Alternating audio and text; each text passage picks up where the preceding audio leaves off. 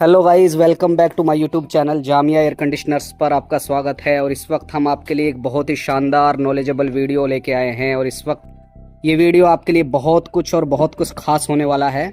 Single door का fridge, ठीक है। सिंगल डोर के फ्रिज में क्या क्या समस्या होती हैं, इसकी वायरिंग कैसे कैसे होती है, पूरा इसकी नस नस की जानकारी हम आपको देने वाले हैं। ये थर्मोस्टेट आपके सामने है, डोर स्विच आपके सामने है।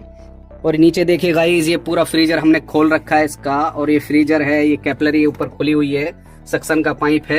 और यहाँ देखिए आप, नीचे हमने इसका डोर, इसका बल्ब जो लगा हुआ है, बल्ब और होल्डर, ये भी हमने इसको खोल रखा है, आपके सामने है, ठीक है। तो पूरा एक तरीके से फ्रिज का हम ऑपरेशन कर रहे हैं और इसकी नस नस की जानकारी हम आपको देंगे। इस फ्रिज के बारे में बहुत कुछ डिटेल में हम आपको बताने और समझाने वाले हैं।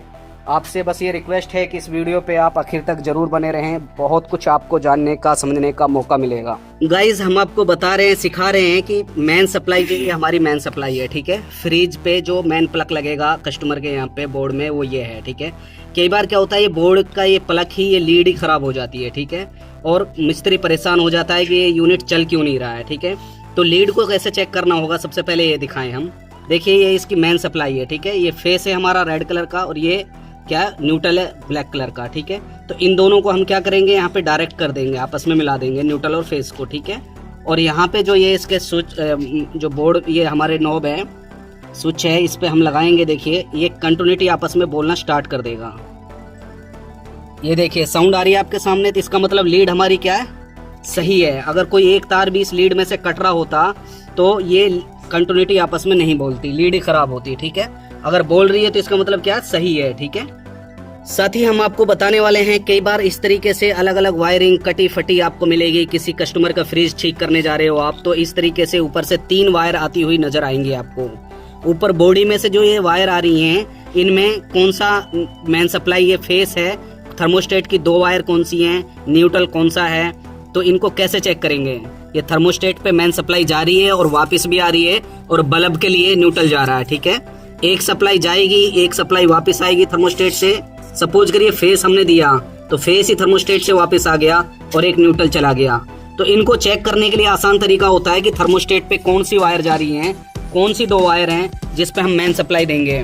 तो इनमें हम कंटिन्यूटी चेक करेंगे, जिस पे आपस में कंटिन्यूटी बोलना स्टार्ट कर दें, ठीक है। ये हम दिखा रहे हैं, कंटिन्यूटी मोड पे किलोमीटर कर दिया है और कंटिन्यूटी बोलेगा जिस पे, वो थर्मोस्टेट की वायर है। ये देखिए, यहाँ पे कंटिन्यूटी बोल रही है वायर, तो इसका मतलब ये 2 वायर हैं जो थर्मोस्टेट पे लगी हुई है।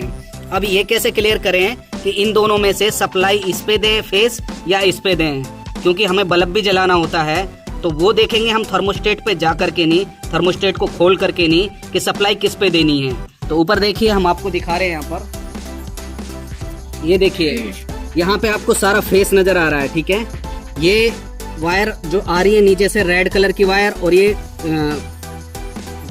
ग्रे कलर की वायर है, ठीक है। तो ये हमारी रेड कलर की वायर आ रही है यहाँ पे, इसी के साथ से ये कहाँ जा रहा है, डोर स्विच के लिए जा रही है, ठीक है। जो मेन सप्लाई आ रही थी उसके साथ से ही कहाँ चली गई, डोर स्विच पे चली गई। डोर स्विच से ने अगली बार ये फेस निकाला, ये चला गया नीचे होल्डर पे। तो पता ये चला कि मेन सप्लाई जो हमें फेस देना है वो रेड पे देना है, और जो वापसी थर्मोस्टेट निकाल रहा है वो ये वाली वायर निकल रही है। जब कूलिंग कैपेसिटी कंट्रोल हो जाती है तो ये आउटपुट सप्लाई निकालना बंद कर देता है थर्मोस्टेट, ठीक है, और कंप्रेसर बंद हो जाता है। जैसे ही अंदर कूलिंग कम होगी, दोबारा ये थर्मोस्टेट आउटपुट सप्लाई निकालेगा, कंप्रेसर चल जाएगा। यहाँ पे सबसे इम्पोर्टेंट बात ये है, मैं जो आपको बताने वाला हूँ, अगर मान के चलिए हम डोर स्विच की ये वायर है जो हमारी यहाँ से जा रही है, अगर हम इसको यहाँ से हटा करके अगर यहाँ दे दें, जो थर्मोस्टेट वापसी निकाल रहा है, तो उसका नुकसान ये होगा कि जब थर्मोस्टेट वापसी सप्लाई निकालना बंद कर देगा, जब टेम्परेचर मेंटेन होगा, तो उस टाइम पे डोर स्विच भी नहीं जलेगा, ठीक है। जब ये आउटपुट सप्लाई नहीं निकालेगा, तो अगर डोर स्विच यहाँ लगा देते हैं तो ये भी नहीं जलेगा। यहाँ ये मेन सप्लाई पे लगेगा, यहाँ पे फेस जहाँ आ रहा है, ताकि डोर स्विच अपना काम कंटिन्यू करे। डोर स्विच पे क्या होता है गाइस, जब ये डोर स्विच हमारा यहाँ से हम पुश करते हैं इसको इस तरीके से, ऐसे ऐसे पुश करते हैं, दरवाजा जैसे ही लगेगा तो ये अंदर चला जाएगा, आउटपुट सप्लाई निकालना बंद कर देता है। जैसे बाहर आएगा, आउटपुट सप्लाई निकालना स्टार्ट कर देगा। तो कई बार ये डोर स्विच भी ना खराब हो जाता है, तो उसको कैसे चेक करना है, दोनों थिम्बल आपस में निकाले हमने और दोनों हमने डायरेक्ट कर दिए। जब अगर बल्ब जल जाता है तो इसका मतलब डोर स्विच खराब है। फिर भी बल्ब नहीं जल रहा, डोर स्विच सही है, उसका मतलब बल्ब में, होल्डर में कहीं समस्या है। हम आपको दिखा रहे हैं डोर स्विच से। देखो फेस यहाँ पे आया, फेस ही डोर स्विच पे गया, फेस ही डोर स्विच से ने निकाला। अब ये जो वायर निकल के जा रही है डोर स्विच से, ये नीचे जा रही है, ठीक है। कहाँ पे जा रही है? बल्ब पे जा रही है। हम आपको दिखा रहे हैं नीचे, ये देखिए आप, यहाँ पर देखिए आप, यहाँ पे वो न्यूट्रल और फेस दोनों आ गए हैं यहाँ पे, ठीक है। ये न्यूट्रल कहाँ से आ रहा है? पीछे बैक साइड से आ रहा है, और ये डोर स्विच से आ रहा है, दूसरी जो वायर आ रही है, ठीक है। ये फेस आ रहा है जो व्हाइट कलर का, ये फेस है। जो डोर स्विच से वायर आ रही थी वो वाली वायर है, और जो ये न्यूट्रल है ये मेन सप्लाई से आ रहा है। अब इसको जो न्यूट्रल फेस मिल रहा है, डायरेक्ट आ रहा है न्यूट्रल, फेस आ रहा है डोर स्विच से। जैसे डोर स्विच अंदर दबेगा ये बंद हो जाएगा, ओपन होगा तो ये चालू हो जाएगा। अभी हम आपको दिखाएंगे, हम आपको बताने वाले हैं वही बात जो सप्लाई देनी है, फेस यहाँ पे देना है, क्योंकि यहीं पे डोर स्विच का तार जुड़ा हुआ था ऊपर रेड कलर पे। यहाँ से थर्मोस्टेट वापस, ये तार है जो थर्मोस्टेट की वापसी की वायर है, ठीक है। अभी ये वायरिंग आपके सामने हो रही है, देखिए आप, ये फेस है मेन सप्लाई का, ये फेस हमने दे दिया यहाँ पे जो थर्मोस्टेट पे जा रहा है, ठीक है। यहाँ पे हमने फेस दे दिया। अब क्या हुआ गाइस, ये न्यूट्रल बचा है, ठीक है। तो न्यूट्रल भी हमें डायरेक्ट ही देना है न्यूट्रल, क्योंकि बल्ब के लिए जा रहा है ऊपर न्यूट्रल, सिर्फ बल्ब के लिए काम कर रहा है। यहाँ पे हमने न्यूट्रल दे दिया, ठीक है। ये भी मेन सप्लाई से डायरेक्ट न्यूट्रल चला जाएगा। अब बचा एक वायर हमारे पास में, ये थर्मोस्टेट से वापसी वाली वायर है। तो इसको क्या कर लेंगे हम, यहाँ पे इसको हम जोड़ देंगे कंप्रेसर पे। चाहे आप इसको रिले पे लगा सकते हो या OLP पे लगा सकते हो, क्योंकि ये थर्मोस्टेट से वापसी वाली वायर है जो कूलिंग कैपेसिटी थर्मोस्टेट कट करेगा, ऑन करेगा। तो ये वाली वायर बची। अब हमारी जो मेन सप्लाई है, देखिए आप देखते जाइए, न्यूट्रल चला गया रिले पे डायरेक्ट, ठीक है। डायरेक्ट आ गया ना न्यूट्रल हमारा रिले पे, ठीक है। और न्यूट्रल ही डायरेक्ट कहाँ चला गया? बल्ब के लिए चला गया। एक तो सप्लाई ये हो गई मेन सप्लाई कंप्रेसर की न्यूट्रल, एक थर्मोस्टेट से जो आ रहा है कूलिंग कैपेसिटी कंट्रोल करता थर्मोस्टेट, एक मेन फेस ये हो गया ऊपर सारा, ठीक है। ऊपर से जो आ रहा है ये फेस गया, फेस ही तो आएगा ना वापसी थर्मोस्टेट से। एक तो ये हो गई मेन सप्लाई कंप्रेसर के लिए, और एक न्यूट्रल डायरेक्ट हो गया। ये इस तरीके से इसकी वायरिंग है। अभी देखिए, कोई से पे भी लगा सकते हो आप। रिले पे ये थर्मोस्टेट से जो आ रहा है ये आप रिले पे लगा सकते हो, चाहे आप ये OLP पे लगा सकते हो, उससे कोई प्रॉब्लम नहीं है, ठीक है। न्यूट्रल फेस कोई से पे भी लगा सकते हो आप। अभी देखिए, हमने ये थर्मोस्टेट से वायर आ रही थी OLP पे दे दी, और ये जो डायरेक्ट न्यूट्रल आ रहा है ये हमने रिले पे दे दिया। रिले भी देखो कई प्रकार की होती है।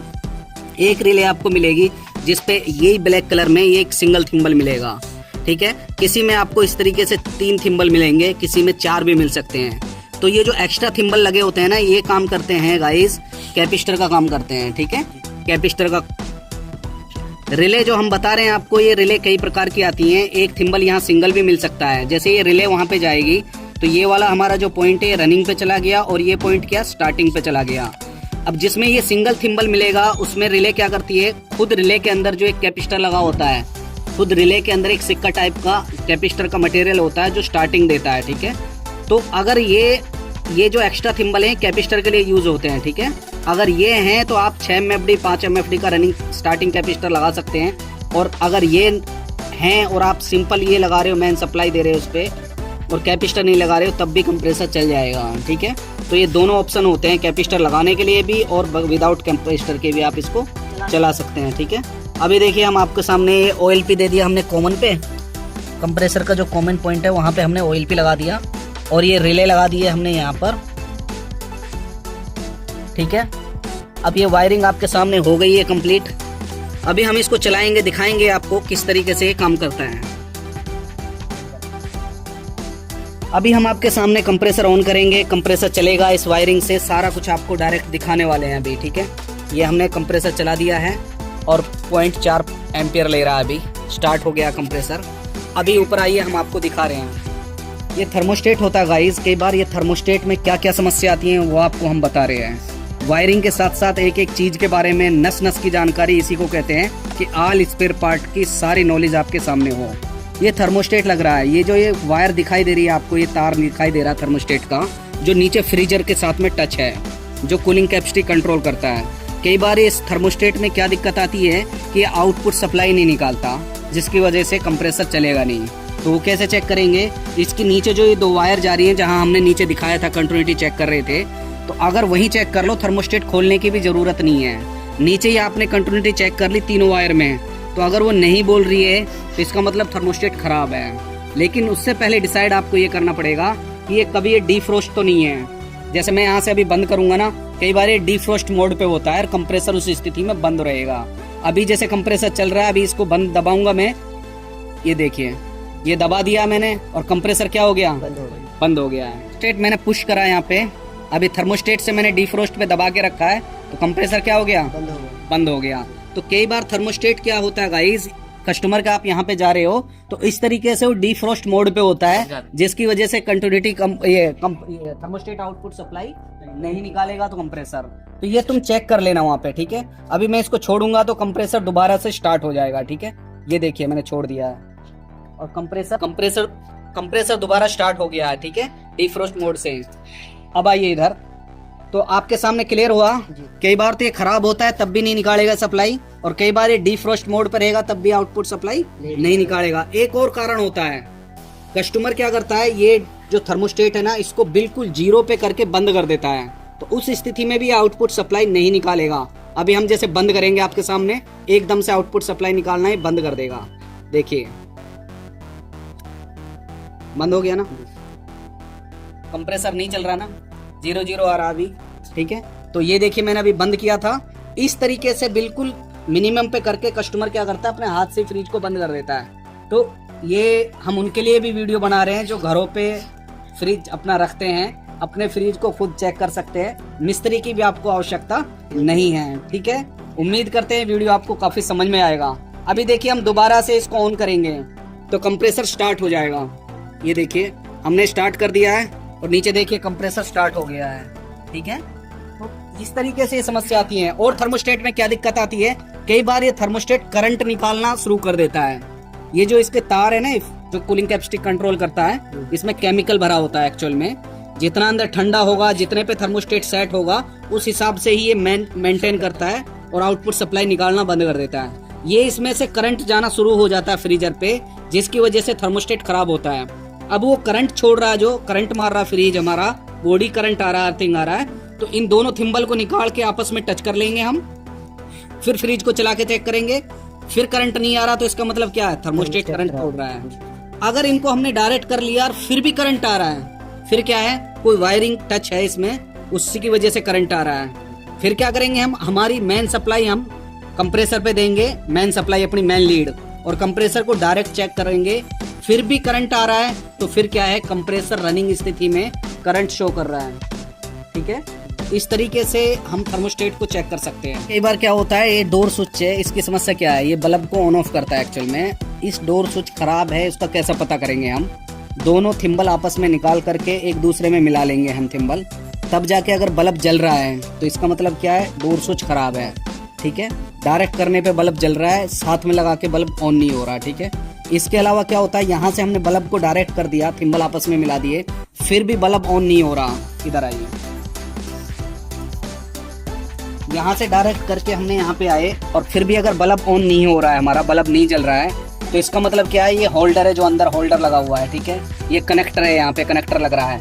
यहाँ पे हम मेन सप्लाई चेक कर लेंगे, वहाँ से डायरेक्ट करके यहाँ पे निकाल के इसको मेन सप्लाई यहाँ चेक कर लेंगे।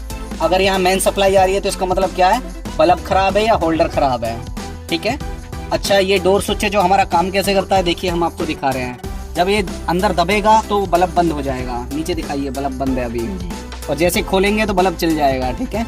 ये इस तरीके से काम करता है, ठीक है। तो ये बल्ब और होल्डर इस तरीके से चेक कर सकते हैं हम। इसके अलावा वायरिंग के लिए और कुछ इसमें बचा नहीं है। डोर स्विच होता है, नीचे बल्ब होल्डर होता है, थर्मोस्टेट होता है, और पीछे रिले की होती है, ठीक है। तो उम्मीद करते हैं वीडियो आपको काफ़ी कुछ पसंद आया, तो आप इसको ज़्यादा से ज़्यादा शेयर करें, लाइक करें, सब्सक्राइब करें। Thank you for watching.